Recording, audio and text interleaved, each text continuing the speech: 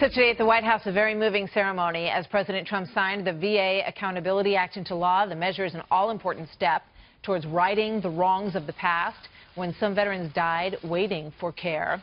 The bill gives the VA Secretary more power to punish bad employees and expands protection for whistleblowers.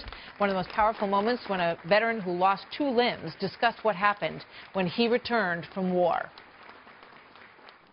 On April 24th, 2010, I stepped on an improvised explosive device that caused life-altering injuries. I knew that such injuries were a risk of the enlistment that I made. What I was not prepared for was coming home to a broken VA system. I wasn't prepared to wait 57 days for a signature on a piece of paper so that my only prosthetic limb could be repaired. But today is a new day, and this administration has fulfilled its promise that the veteran is empowered. I didn't get to shake your hand, Michael. Huh? Get up, Michael.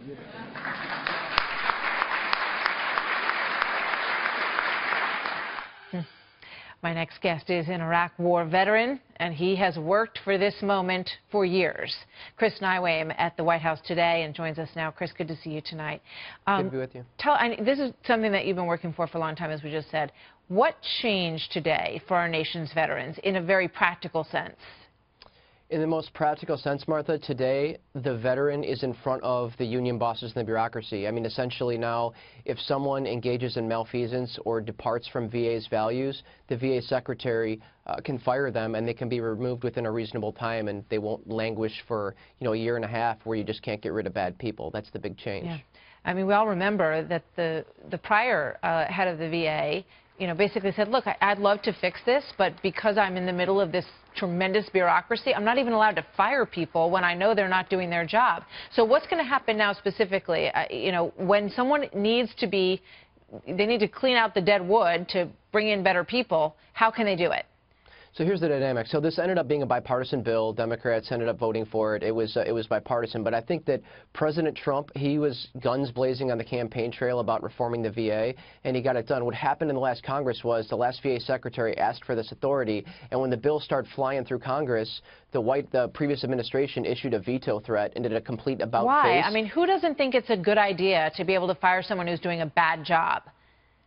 At the end of the day, President Obama started off good on this. He removed the last secretary, made some changes, but he got down to the 90-yard line and threw an interception. He essentially wouldn't buck the federal union. That's the only entity that's lobbied against this bill, and today they lost, and we needed this one. So today was a good day for veterans nationwide. So I know you say you're not done. What's next on your list? What do we need to do now to get further on this?